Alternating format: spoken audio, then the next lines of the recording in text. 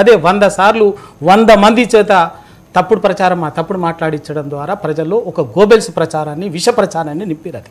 అది ఎవ్వరు చెప్పలేరు. కేసీఆర్ గారు కానీ ఇంకా బీఆర్ఎస్ పార్టీ నాయకుడు కానీ ఎవ్వరు ఇంటికో ఉద్యోగం వస్తామని చెప్పలేరు.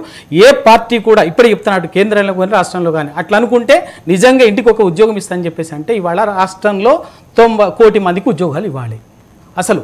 ఎందుకంటే హౌస్ హోల్డ్స్ ఉన్నటువంటి కోటి హౌస్ హోల్డ్స్ అప్రాక్సిమేట్గా 97-98 లక్షలు అంటే ప్రతి ఒక్కరికి ఉద్యోగం ఇవ్వాలి. ప్రభుత్వాలకి ఇది సాధ్యమవుతుందా? ఏ ప్రభుత్వానికైనా సాధ్యం కదా. అది తప్పుడు ప్రచారం, కేవలం బదనాం చేయడం కోసం. ఒకటి, ఉద్యోగాలు ఇవ్వలేదు అన్నదానికి రెండవ పాయింట్ ఏంటంటే ఇవాళ ఈ గడచిన 9.5 సంవత్సరాల కాలంలో అసలు తెలంగాణ రాష్ట్రంలో ఇచ్చిన ఉద్యోగాలు దేశంలో ఏ రాష్ట్రంలో ఇవ్వలేదు. అది వాస్తవం, లెక్కలతో గణాంకాలతో సహా చెప్తాను నేను. మొత్తంగా తెలంగాణ ఉద్యమ కాలంలో అందరం మాట్లాడింది ఏంటంటే తెలంగాణ వస్తే 1,00,000 ఉద్యోగాలు ఏది ప్రెసిడెన్షియల్ ఆర్డర్ జీవో 16 కరెక్ట్గా ఇంప్లిమెంట్ చేస్తే ఒక 60,000 ఉద్యోగాలు ఏర్పడితే మీద ఒక 1,00,000 ఉద్యోగాలని వెంటనే భర్తీ చేస్తామని ఉద్యమకారులుగా మాట్లాడినాం, టీఆర్ఎస్ పార్టీగా మాట్లాడింది, అందరం మాట్లాడినాం. అయినప్పటికీ కూడా అధికారం వచ్చిన ఈ 9.5 సంవత్సరాల కాలంలో ఇప్పటికే 1,63,000 మంది ఉద్యోగాలు చేస్తున్నారు. భర్తీ ప్రక్రియ పూర్తి అయ్యి దాదాపు వాళ్ళలో చాలామంది ప్రమోషన్లు కూడా తీసుకుని ఉన్నారు. 1,63,000 మంది మొత్తంగా 2,32,000 మందికి ఖాళీలను గుర్తిస్తే ఆర్థిక శాఖ అనుమతిస్తే ఇప్పటికే 2,32,000 చిల్లరకి ఆర్థిక శాఖ అనుమతిస్తే ఇప్పటికి భర్తీ చేయడానికి 2,03,000 ఉద్యోగాలకి అటు టీఎస్పీఎస్సీ కానీ, పోలీస్ రిక్రూట్మెంట్ బోర్డు కానీ, హెల్త్ సపరేట్ రిక్రూట్మెంట్ బోర్డు కానీ, welfare residential schools recruitment board కానీ, various recruitment boards, universities, electricity board, వేరు ఒక 5-6 ఏజెన్సీస్, రిక్రూట్ ఏజెన్సీస్ వాళ్ళందరూ కూడా భర్తీ చేస్తుంది. ఇప్పటికీ దాంట్లో 1,63,000 పూర్తి అయినాయి. అన్నీ కలిపి 2,00,000 నోటిఫికేషన్లు, ఇంకా 40,42,000 ఉద్యోగాల రిక్రూట్మెంట్ ప్రాసెస్ జరుగుతున్నది. ఇప్పటికే నిన్ననే ముఖ్యమంత్రి రేవంత్ రెడ్డి గారు కూడా మాట్లాడినారు. హెల్త్కి సంబంధించినటువంటి కొన్ని వచ్చినాయి, పోలీస్ సంబంధించినటువంటి వచ్చినాయి, కొన్ని వాటి నుంచి ఆ ప్రాసెస్ జరుగుతున్నది. It is process. అది అయినప్పటికీ కూడా ఒక ఉద్యోగం ఇవ్వలేదని ఎంత తప్పుడు విష ప్రచారం చేస్తున్నట్టు విష ప్రచారం చేస్తారు. నేను అడుగుతున్నా స్టేట్ అవే, ఇదే కాంగ్రెస్ పార్టీ ఉమ్మడి ఆంధ్రప్రదేశ్లో 2004 నుంచి 14 దాకా అధికారంలో ఉన్నది. అప్పుడు ఆ కాలంలో 10 సంవత్సరాల అధికారంలో ఉమ్మడి ఆంధ్రప్రదేశ్లో అటు ఆంధ్రప్రదేశ్ ఇవాళ విడిపోయిన ఆంధ్రప్రదేశ్కు తెలంగాణ కలిపి భర్తీ చేసింది ఎంత అంటే 30,000 ఉద్యోగాలు మొత్తంగా లెక్క చెక్ చేసి చెప్పండి. రైట్. అయితే వాటిలో తెలంగాణలో భర్తీ చేసింది ఏంటంటే 10,000 చిల్లర, హార్డ్లీ 11,000. అంటే 10 సంవత్సరాల్లో ఇదే కాంగ్రెస్ పార్టీ 10,000 ఉద్యోగాలు భర్తీ చేసింది. కానీ బీఆర్ఎస్ తెలంగాణ రాష్ట్రంలో బీఆర్ఎస్ పార్టీ 1,60,000 ఇప్పటికే భర్తీ ప్రక్రియ పూర్తి చేసి ఉద్యోగాలు చేస్తున్నారు. 2,30,000 నోటిఫికేషన్ ఇచ్చింది. ఎస్, ఖచ్చితంగా మీరు ఇచ్చినారు కదా.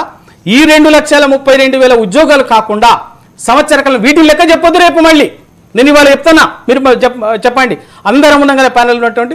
రేపు కాంగ్రెస్ పార్టీ చెప్పింది సంవత్సరంలో 2,00,000 ఉద్యోగాలు భర్తీ చేస్తామని చెప్పింది. ఈ 2,32,000 ఉద్యోగాలు కాకుండా అదనంగా వీటిలో ఇప్పటికే నోటిఫికేషన్లు, ఫైనాన్స్ క్లియరెన్స్ ఇచ్చింది, ఆన్ గోయింగ్ రిక్రూట్మెంటు, ఏది వీటితో సంబంధం లేకుండా టీచర్ రిక్రూట్మెంట్ కూడా ఆల్రెడీ డిఎస్సి కూడా మెగానర్ అందులో ఆల్రెడీ నోటిఫికేషన్ కూడా ప్రాసెస్లో ఉన్నది. అయితే వీటికి సంబంధం లేకుండా కొత్తగా 2,00,000 ఉద్యోగాలు భర్తీ చేయాలి సంవత్సర కాలంలో. రైట్. అది ఉద్యమకారులకు సంబంధించి. ఉద్యమకారులకు ఏం చేయాలి? 540 మందికి ఉద్యమకారులకి ఉద్యోగాలు ఇచ్చింది ప్రతి కుటుంబానికి. ఎందుకంటే ఉద్యమకారులను ఏదో చేసినాం మేం చేసినాం ఆదుకున్నామని చెప్పేసి గొప్ప. ఎందుకంటే ఆ ఉద్యమ త్యాగం చేసినటువంటి కుటుంబాల ఆత్మగౌరవాన్ని, ఆ కుటుంబాలని అగౌరవపరచకూడదన్నటువంటి విషయంతో ఇప్పటి వరకు ఎక్కడ కూడా మాట్లాడలేదు. 500, ఎందుకంటే ఇది నాకు ఒక నిమిషం టైం ఇవ్వండి. 540 మంది చనిపోయినటువంటి ఉద్యమకారులకు, ఆ కుటుంబాలకి 540 మందికి ఉద్యోగాలు ఇచ్చింది. వాళ్ళకు ఉన్న క్వాలిఫికేషన్స్, వాళ్ళు ఉన్నటువంటి దాన్ని బట్టి తప్పనిసరి ప్రతి ఒక్కరికి ఇచ్చింది. 540 మందికి 10 లక్షల వెంటనే, ఇప్పుడు కాదు 2014లోనే తెలంగాణ వచ్చిన వెంటనే ప్రతి కుటుంబానికి 10 లక్షల కుటుంబాల ఆర్థిక సహాయాన్ని కూడా, వాళ్ళకు ఒక ఇంటి వసతిని కూడా ప్రభుత్వం ఏర్పాటు చేసింది. ఇంత చేసిన తర్వాత కూడా ఇక్కడ సమస్య ఏంటంటే అందరం ఉద్యమ కాలంలో దాచిపెట్టాల్సిన అవసరం లేదు. ఉద్యమ కాలంలో 1200 మంది అమరులు, 1200 మంది బలిదానం చేసినది మాట్లాడినాం. ఆ 1200 మందిలో కొన్ని టెక్నికల్ రీజన్స్, అడ్మినిస్ట్రేటివ్ బ్యూరోక్రసీకి సంబంధించినటువంటి వాటిల్లో ఆ టెక్నికల్ రీజన్స్ తోటి కొన్ని ఫిట్ కాకనో ఇంకా వేరియస్ రీజన్స్ తోటి ఉన్నటువంటి అవే తప్ప 540 ఉద్యోగాలు ఇచ్చింది, ఎవరికి ఇవ్వలేదు ఏదో అని చెప్పేసి ఇటువంటి తప్పుడు ప్రచారము. ఇంకొకటి రెండవది ఆలేరు ఇది 6 గ్యారంటీలకు సంబంధించినది. 6 గ్యారంటీలకు సంబంధించి ఇవాళ మేము తొందరపడట్లే, ఎవరం ప్రతిపక్షాలుగా మేము డే 1 ఇదే టీవీ 99లోనే ఇప్పటికీ 4-5 సార్లుగా పాపారావు గారు కూడా ఉన్నారు. ఆ రోజు డిబేట్లో నేను చెప్పాం, ఎస్ మేము ఇప్పుడే వాటి గురించి మాట్లాడాల్సిన అవసరం లేదు, అంత తొందరగా కూడా ఒక్క నిమిషం వినండి. అదే ఎందుకు చెప్తున్నానంటే మీరు ఒక్క నిమిషం టైం చేయండి, ఒక్క నిమిషం చెప్తాను ఎందుకు చెప్తాను, ఆ పాయింట్కి వస్తున్నాను. అయినా కూడా మేము ఏంటంటే ఇప్పుడే కాదు, ఎందుకంటే ఏ ప్రభుత్వం అయినా కూడా బ్రీతింగ్ పీరియడ్ ఉంటుంది, అదే చేసి అని చెప్పేస్తున్నాం.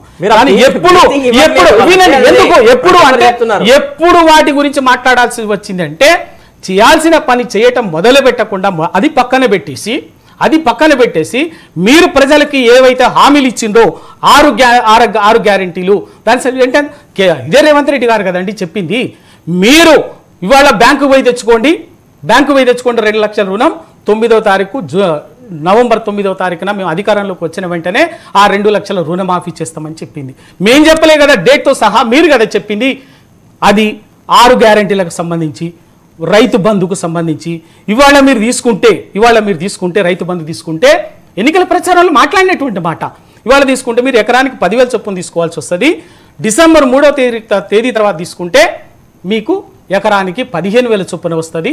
మీకు ఆ రోజు డిసెంబర్ 9వ తేదీన ఎల్బీ స్టేడియం అని ప్లేస్ కూడా చెప్పింది డేట్తో సభ. ఆ రోజు నేను చేస్తానని చెప్పేసి చెప్పింది, అయిపోయింది. అయినప్పటికీ కూడా మేము మాట్లాడలేదు. కానీ మీరు హామీ ఇచ్చినటువంటి వాటిని 50 లక్షల కోట్ల సంపదను సృష్టించిన విషయాన్ని మీరు మాట్లాడరు. మాట్లాడదాం, ఇప్పుడు వాస్తవాలు మాట్లాడదాం. ఫస్ట్ మాట్లాడదాం బీఆర్ఎస్ సోదరులు బీజేపీ సోదరులతో. బీజేపీ అన్నగారు వింత లెక్క చెప్పిరు, అది ఎట్లా కుదురుతుందో అర్థం కాదు నాకు. తెలంగాణ సంపదను ప్రజలకు పంచుతున్నారంట. తెలంగాణ ప్రజలకు పంచొద్దా అన్న? మీరు దేశ సంపాదన ఎంతమంది ఎస్సీ ఎస్టీ ఓబీసీలకు పంచుతున్నారు? ఈడికి వచ్చి బీసీ కార్డు తీసిరు మీరు. అవతల అక్కడ దళితుడు సీఎం అని ఎస్సీ కార్డు తీస్తారు. ఇప్పుడు ఇంకోటన్నా, మీకు అంత వ్యాలిడిటీ, అంత ప్రేమ తెలంగాణ మీద ఉంటే ఎస్సీ క్లాసిఫికేషన్ అన్నారు, ఆర్డినెన్స్ రూపంలో తీసుకురండి. రైతు చట్టం తీసుకొచ్చినప్పుడు తిప్పి కొడితే ఆర్డినెన్స్ రూపంలో తీసుకొచ్చారు. హ్యూమన్ రిజర్వేషన్ బిల్ కానివ్వండి, ఎస్సీ క్లాసిఫికేషన్ కానివ్వండి, ఆర్డినెన్స్ రూపంలో తీసుకురండి. 100% ఉంది, ఒక్కొక్కరికి చెప్తాను. అనాలిసిస్ గారికి కూడా ఉంది నా దగ్గర ఆన్సర్. అన్నగారు మీరు వినాలి, ఇప్పుడు ఫ్యాక్ట్ చెప్తున్నప్పుడు మీరు వినాలి. ఏది ఏపీడీ ఆర్గనైజేషన్ యాక్ట్స్ లో ఇంతవరకు ఫండ్ ఇంతవరకు ఇవ్వలేదు. ఫైనాన్స్ కమిషన్ 15 కమిషన్ అష్యూరెన్స్ ఇచ్చిన ఫండ్ ఇంతవరకు ఇవ్వలేదు. బ్యాక్వర్డ్ రీజియన్ డెవలప్మెంట్ ఫండ్ ఇవ్వలేదు. బీజేపీ తెలంగాణకి ఇచ్చింది ఏంది? మీరు అది మాట్లాడండి సన్నా. ఇప్పుడు కాంగ్రెస్ ప్రజా సంక్షేమం కోసమే పనిచేస్తుంది. ఇప్పుడు ఇంకోటి అనాలిస్ట్ గారు గొప్పగా చెప్పారు, right physical responsibility budget management act కింద 3% of your GDP suppose to be your credit limit, అంటే అప్పు తీసుకొచ్చే లిమిట్ ఉండాలి. అంటే తెలంగాణ బడ్జెట్ ఎంత? 2.9 అంటే 2,92,000 కోట్లు అనుకుందాం. అందులో మన అనాలిస్ట్ గారు అన్నట్టు 30% ఒకవేళ తీసుకొస్తే హౌ మచ్ 1,00,000 కోట్లు. ఇక్కడ అప్పులు ఎంత sir? 7 lakh crore. Sir you must accept one technical error which you shouted on the TV. You must what is the physical responsibility budget management act లో లిమిటేషన్ ఎంత సార్?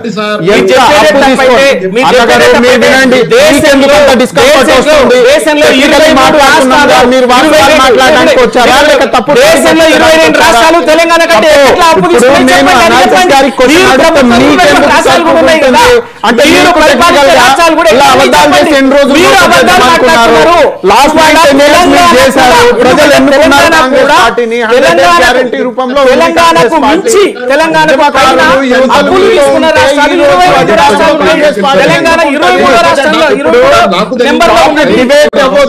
టాపిక్ డిబేట్ అవ్వద్దు. Analyst గారికి నా straight forward question, what is the credit limit in physical responsibility budget management act లో? Sir respected sir, మీరు చెప్పండి ఏ ratio వరకు రాష్ట్ర ప్రభుత్వం అప్పు తీసుకురాగలదు? బడ్జెట్ కి బడ్జెట్ కి చెప్పండి. టీడీపీకి సంబంధం లేదు. బడ్జెట్ వేరు, సార్ GST మీరు వేరు. అనాలిస్ట్ గా మాట్లాడుతున్నారు. బడ్జెట్ కి జీడిపికి సంబంధం లేదా? ఏ రకంగా బడ్జెట్ పెడతారు? ఒకవేళ జీడిపి టార్గెట్ తీసుకోకపోతే బడ్జెట్ ఎందుకు పెట్టాల్సిన అవసరం ఉంది మనకు? How come you say this? మీరు సార్ మీరు you are learn person. Let's say you are a learn person. Sir you uttered a wrong word. Please correct yourself. Fiscal responsibility budget management act లో ఎంత వరకు రాష్ట్రం అప్పు తెచ్చుకోగలదు, ఆ limitation ఎంత? Central government కు ఉంది, రాష్ట్ర గవర్నమెంట్ కు ఉంది. What is it? 30% అన్నారు మీరు. You must agree. 30% 3%? 7 lakh మన బడ్జెటే లేదు సార్. 3 లక్షల కోట్లు మన రాష్ట్ర బడ్జెట్ అనుకుందాము. 30% ఎంత అవుతుంది? 1 లక్ష కోట్లు. ఈ రోజు 7 లక్షల కోట్లు ఎక్కువ ఉంది సార్. ఇక్కడ వద్దు, తెలియకుండా వద్దు. ఎవరు మాట్లాడారు తెలియకుండా? నాకు కరెక్ట్ చేయండి సార్. I'm accepting. ఇంకో టీవీలో సార్ మీరు చూస్తున్నారు. 30% 3% budget limit. What is budget limit? Per capital income పెరిగిందని